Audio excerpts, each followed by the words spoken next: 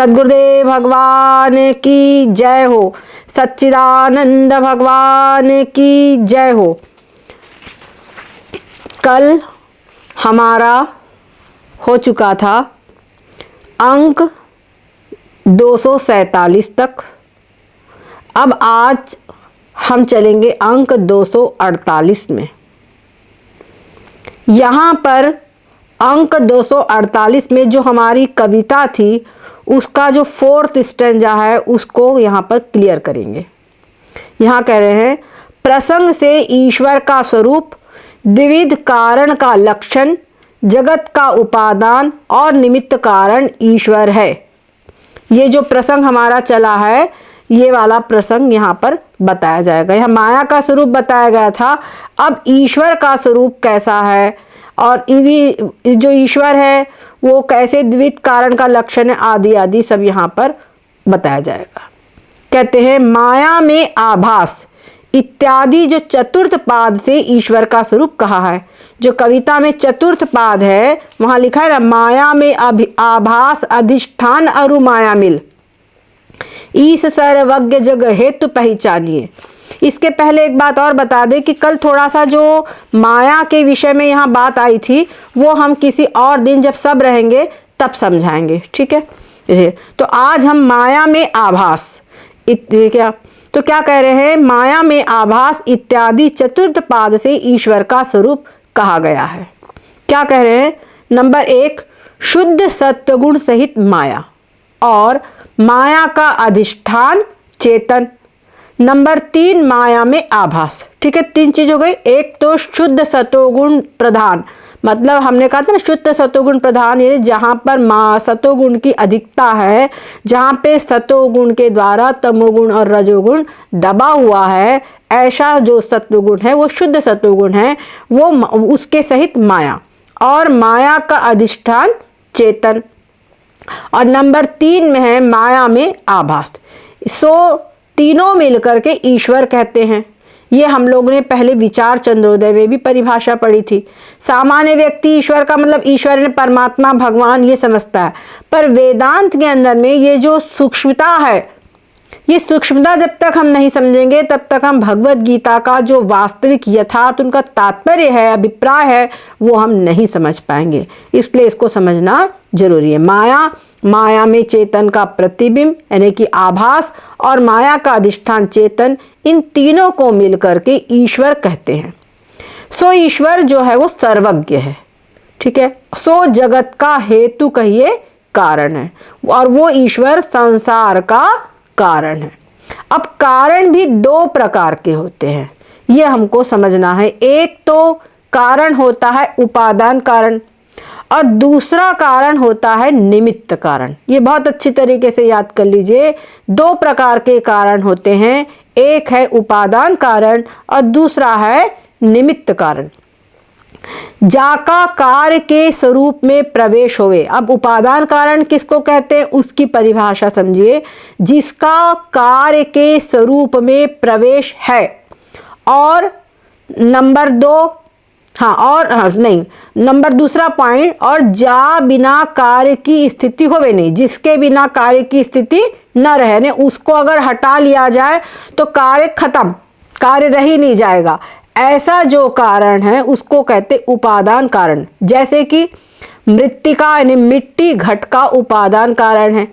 मिट्टी घड़े के कण कण में समाई हुई है, घड़े में पूरे घड़े के अंदर में मिट्टी समाई हुई है।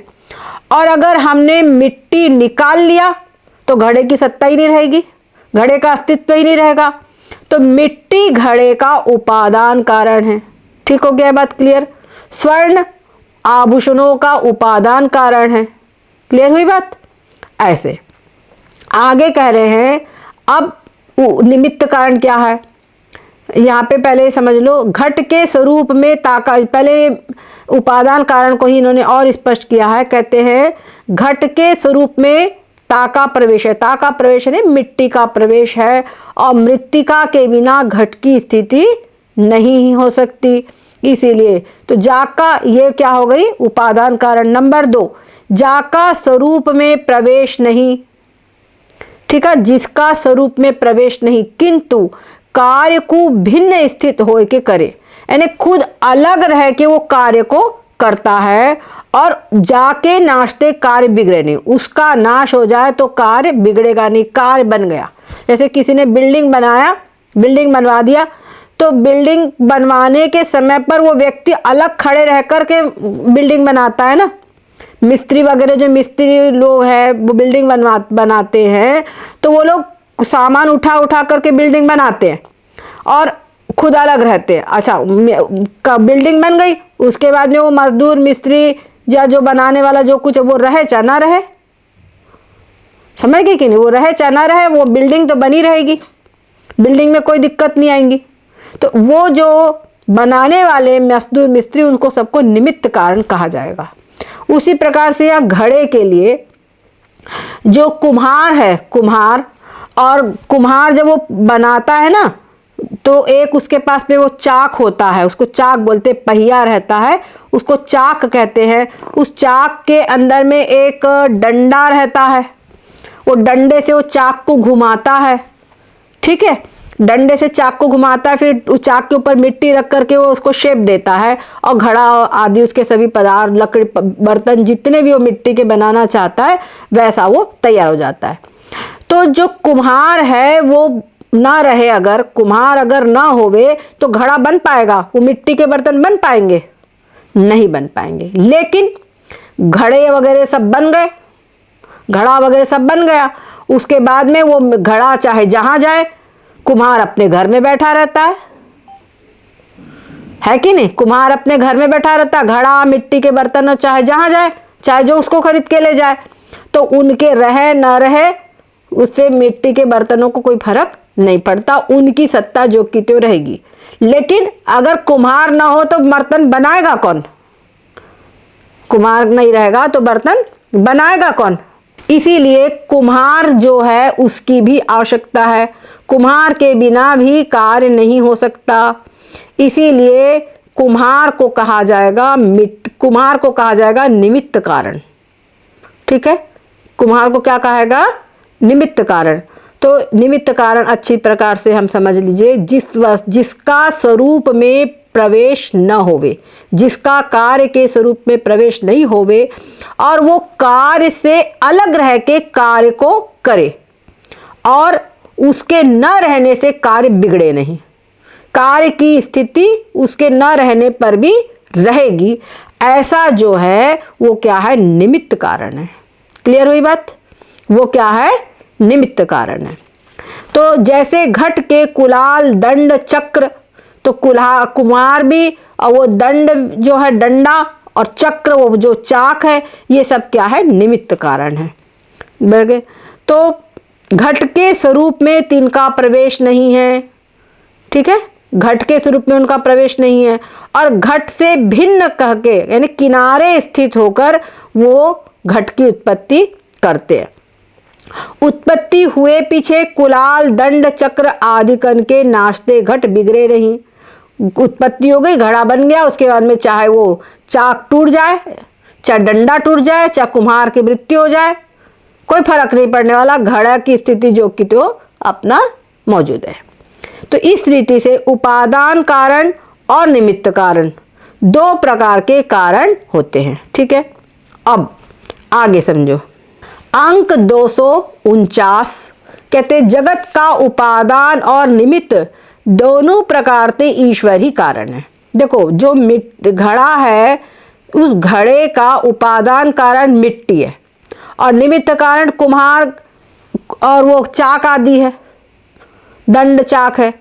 लेकिन जो संसार है उस संसार का उपादान कारण और निमित्त कारण दोनों ही ईश्वर है। ये बात समझ लीजिए, एक ही व्यक्ति उपादान कारण भी है और निमित्त कारण भी है। बोलते ऐसा कैसे हो सकता है, ऐसा कैसे संभव है? तो परमात्मा ने बोला कि मनुष्य जो है इसको कोई उदाहरण दिखाना चाहिए, इसको कोई उदाहरण होना चाहिए, नहीं तो इसकी बात समझ में नहीं आएगी। तो इसीलिए उन्होंने बनाया कि जरा आपने कभी मकड़ी देखी है? मकड़ी, मकड़ी जो है वो अपने शरीर से, अपने सलाइवा से, अपने लार से जाला बनाती है, अपने लार से बनाती है जाला, जाल बुनती है। तो जो मकड़ी है वो मकड़ी स्वयं निमित्त कारण है,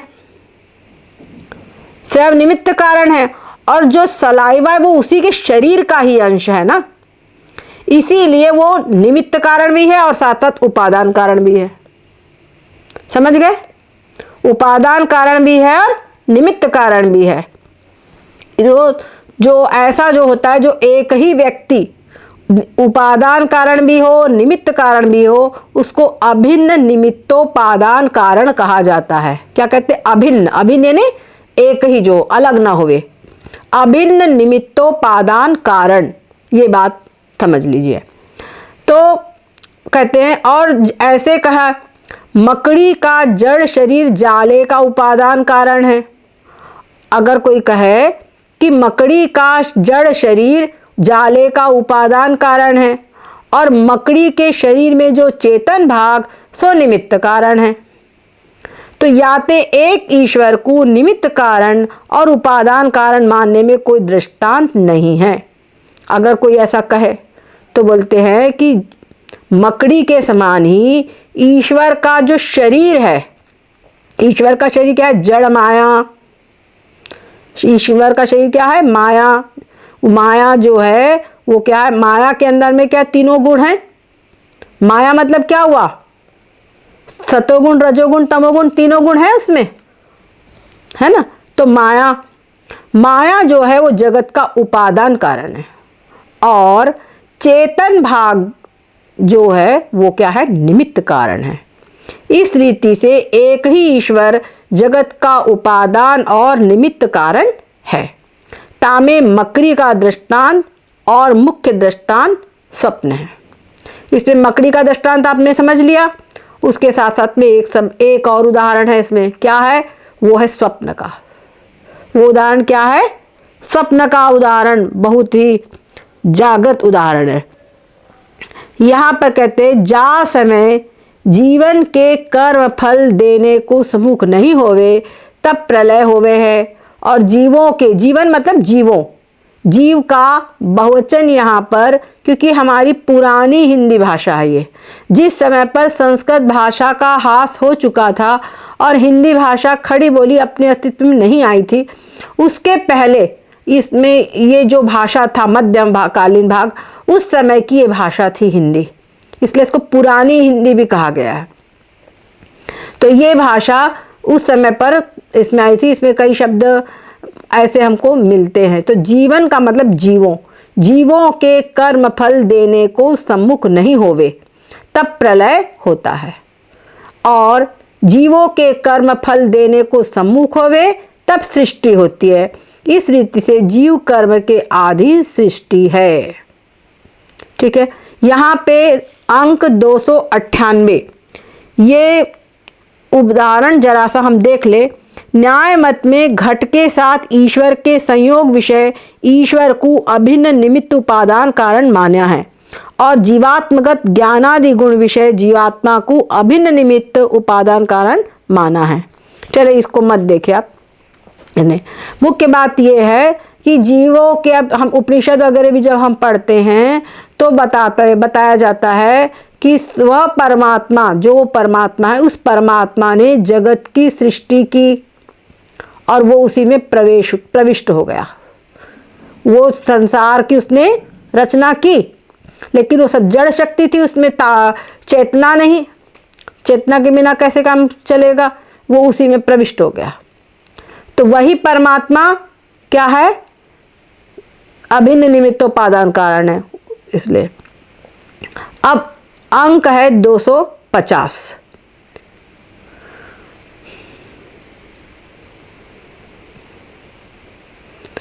जीव का स्वरूप कहा गया इसमें, याद चले ना, अपना पढ़ा हुआ, ये कोई बड़ी बात नहीं है। जीव का स्वरूप अब बता रहे हैं। दोहा, मलिन सत्व अज्ञान में, मलिन सत्व अज्ञान में जो चेतन आभास, अधिष्ठान युत जीव सो करत कर्म फल आस। पहले बताया था कि शुद्ध सतोगुण माया के अंदर में जो आभास है और उस आभास का जो माया का जो अधिष्ठान चेतन है, उन तीनों को मिला के ईश्वर कहते हैं। अब बता रहे हैं कि जीव की परिभाषा क्या है। कहते हैं मलिन सत्व अज्ञान में, मलिन सतोगुण युक्त जो अज्ञान है, वो अज्ञान उसमें क्या है, जो चेतन का आभास है, उसमें जो चेतन का आभास है और अधिष्ठान और उसका अधिष्ठान तीनों मिलकर के जीव कहलाते हैं। और जीव को कर्म फल की आशा होती है। कर्म करता है और कर्म का फल, मैं कर्म किया तो कर्म का फल भोगूं, मैं कर्म का फल मुझे चाहिए, ये इसको आशा रहती है। और कहने का मतलब ये कि कर्म करता है और कर्म का फल भोगता है। ठीक है, कि कर्म करता है और जैसे कर्म करता है वैसा फल भोगता है। टीका, रजोगुण और तमोगुण को दाबी लेवे, मतलब रजोगुण और तमोगुण जहाँ पे दबा होवे, ऐसा जो सत्वगुण है वो शुद्ध सत्वगुण कहा जाता है। और रजोगुण तमोगुण से आप दबे, रजोगुण तमोगुण से जहाँ सतोगुण दबा हो, उस सतोगुण को मलिन सत्वगुण कहा जाता है। ता मलिन सत्वगुण सहित अज्ञान के अंश में जो चेतन का आभास है। ठीक है, मलिन सत्वगुण सहित अज्ञान का जो अंश है, उसमें जो चेतन का आभास है और अज्ञान। नंबर 1 में चेतन का आभास, नंबर 2 में हो गया अज्ञान, और नंबर 3 में उस अज्ञान का अधिष्ठान कूटस्थ, या अज्ञान के अधिष्ठान के लिए एक स्पेशल शब्द दिया गया है कूटस्थ। वो कूटस्थ, ये तीनों को मिल करके जीव कहा जाता है। सो जीव कर्म फल कर्म करे है और फल की आशा करे है। वो कर्म करता है और कर्म का फल की आशा करता है, कर्म करता है और फल भोगता है। ठीक है, अब अंक 251, ईश्वर में विषम दृष्टि और क्रूरता नहीं। ता जीव के कर्मन के अनुसार ऊंच नीच भोग के निमित्त ईश्वर सृष्टि रचे है। तो वो जो ईश्वर है वो क्या करता है, सृष्टि की रचना करता है। सृष्टि की रचना कैसे करता है, जीवों के कर्मों के अनुसार, जीवों के कर्मों के अनुसार वो सृष्टि की रचना करता है कि उनको वैसा उनका कर्म का फल मिल जावे। ऐसा ही इसी तरीके से उसकी सृष्टि की रचना होती है। अभी आएगा ये प्रसंग, याते ईश्वर में विषम दृष्टि और क्रूरता नहीं है। कोई कहते ना प्राय या अरे भगवान तेरी लीला अपरंपार, कहीं धूप कहीं छाओ, ऐसा बोलते हैं ना। और कुछ लोग बोलते देखो तो एक को तो खूब धन संपत्ति दिया है, एक को बिल्कुल कंगाल बनाया है। प्राय लोग कहते ईश्वर को ही, ईश्वर ने जब ईश्वर की इच्छा, कोई भी लोग कहते ईश्वर की इच्छा सब कुछ, कुछ महात्मा लोग तेरे भैया जैसी ईश्वर की इच्छा। तो प्रश्न लोग उठाते हैं, जब ईश्वर की इच्छा है तो ईश्वर ने सबको सुखी बनाना चाहिए, सबको अच्छा बनाना चाहिए। किसी को दुखी क्यों बना दिया, किसी को सुखी किसी को दुखी क्यों बना दिया, किसी को तो सर्वांग सुंदर बनाया, किसी को दिव्यांग बना दिया, किसी को लंगड़ा लूला बना दिया, ऐसा क्यों कर दिया। तो ईश्वर भाई समान नहीं काम नहीं करता, ये लोग आरोप लगाते हैं। पर ईश्वर जो है वो उसके ऊपर कोई आरोप लगाना नहीं बनता। जैसे जिस जीव के कर्म है उस कर्मों के अनुसार ही वो उसने सृष्टि की रचना करी है और उसी अनुसार उनको फल प्राप्त होता है। जो ऐसे कहे सर्व से प्रथम सृष्टि से पूर्व कर्म नहीं। अब कोई कह सकता है कि जब सृष्टि उत्पन्न नहीं हुई तो फिर कर्म भी नहीं थे। सबसे पहले सृष्टि की उत्पत्ति के पहले कर्म नहीं थे। अब प्रथम सृष्टि में ऊंच नीच शरीर और भोग ईश्वर ने रचे हैं। जो सबसे पहली सृष्टि उन्होंने रची तो वो पहली सृष्टि में उन्होंने सब जीवों के अलग अलग शरीर, अलग अलग भोग, अलग अलग कर्म वैसे बना दिया। तो इसलिए ईश्वर जो है वो विषम दृष्टि है। ये शंका कोई ने खड़ा किया, समझ गए कि ठीक है, मानते हैं कि ईश्वर ने जो सृष्टि रची तो उस जीवों के कर्मों के अनुसार उनको फल देने के लिए उन्होंने ऐसी सृष्टि रची कि उनको अलग अलग कर्म मिले। लेकिन जो सबसे पहले सृष्टि रची उसमें तो कोई जीवों के कर्म नहीं थे। तो फिर जब पहली सृष्टि रची तभी उसने ऐसा बना दिया कि किसी को कुछ अच्छा मिले, किसी को कुछ बुरा मिले। तो ईश्वर जो है पार्शलिटी करते हैं, पक्षपात करते हैं। ईश्वर जो है समदृष्टि नहीं रखते, ये कोई आरोप लगा रहे। तो उसका उत्तर दे रहे हैं कि ऐसी बात नहीं है, सो बने नहीं। काहे से?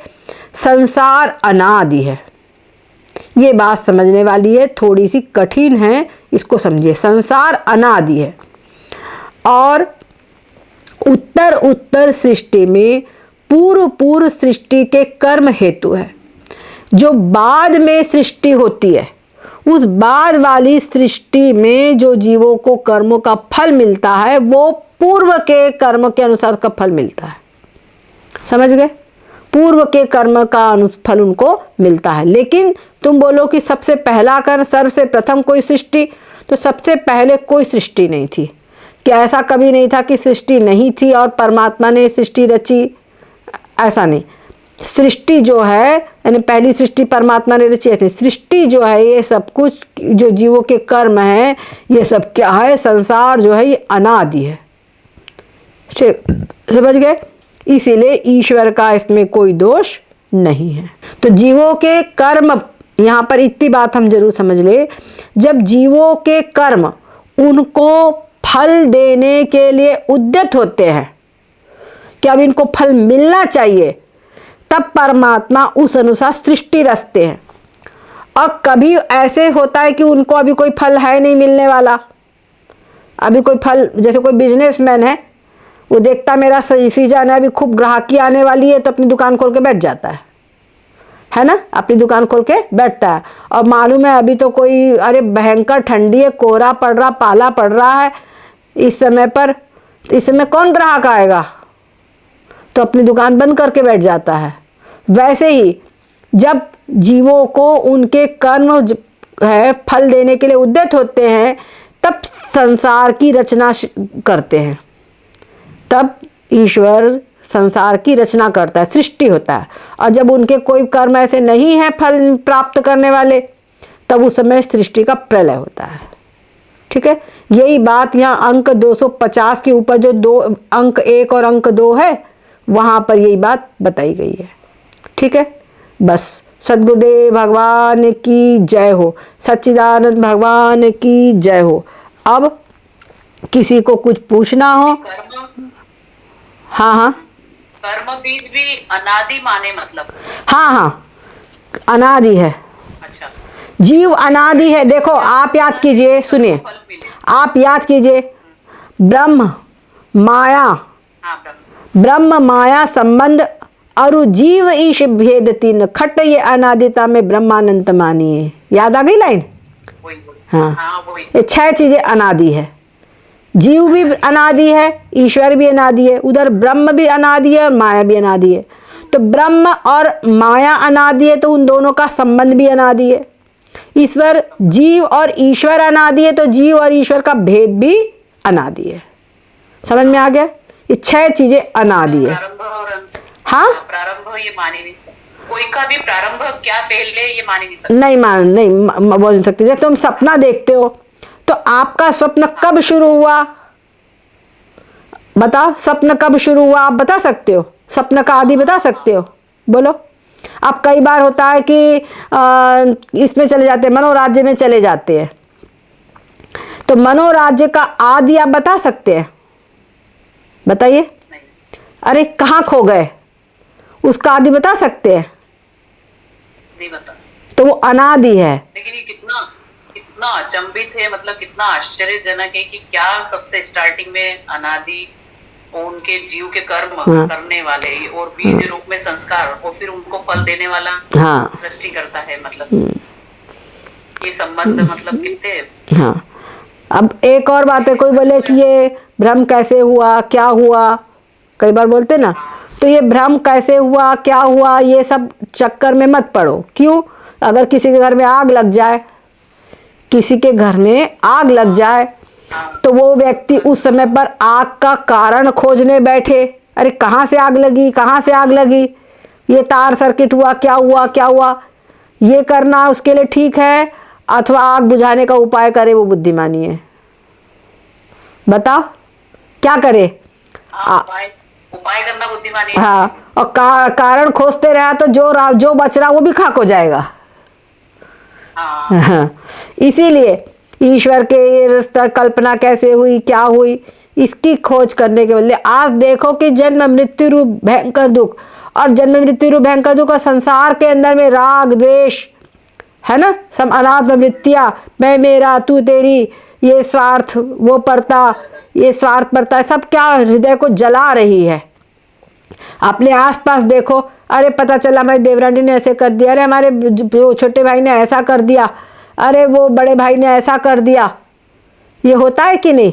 गृहस्थ आश्रमों में देखो, चाहे जहाँ कहीं जाओ, हर कोई जो बिजनेसमैन करेंगे तो बिजनेसमैन अपनी अपनी कंपनियों के वहाँ पर भी तमाम सब देख लो, पूरा अनात्म वृत्तियों से सब संसार पूरा जल रहा है कि नहीं? सब अनात्म वृत्तियों से जल रहा है। हर व्यक्ति कहीं ईर्ष्या द्वेष की आग में जल रहा है। हाँ, तो ये अनात्म वृत्तियां हैं, ये सब मनुष्य को अंदर ही अंदर जला रही है। उनसे बचने के लिए हमको कुछ उपाय करना चाहिए, और उनसे उपाय बचने का उपाय यही है कि एक ब्रह्म विद्या, क्या समझे? ब्रह्म विद्या ही एकमात्र उपाय है उनसे बचने के लिए, और उस अपने स्वरूप का साक्षात्कार करना। मैं इस शरीर नहीं, शरीर निष्ठा छोड़ना, शरीर निष्ठा का त्याग, यही एकमात्र उपाय है, और ये होगी ब्रह्म ज्ञान से। शरीर निष्ठा का त्याग कैसे होगा? ब्रह्म ज्ञान से। तो वही ब्रह्म ज्ञान की ही हम यहाँ पर चर्चा कर रहे हैं। ये ब्रह्म ज्ञान का समझो व्याकरण हम पढ़ रहे हैं। ये जब हम पढ़ेंगे समझेंगे तो हमको समझ में आएगा भगवत गीता में भगवान ने जो बात कही है वो बात कैसे। भगवान ने कहा ना, एषा ब्राह्मी स्थिति पार्थ नैनांग प्राप्य विमुह्यति ईश्वरास्यामंत कालेपि ब्रह्म निर्वाण मृच्छते। तो वो चीज हमको यहीं पे समझ में आएगी। ठीक है, सद्गुरुदेव भगवान की जय हो, सच्चिदानंद भगवान की जय हो। ओम। दीदी प्रणाम।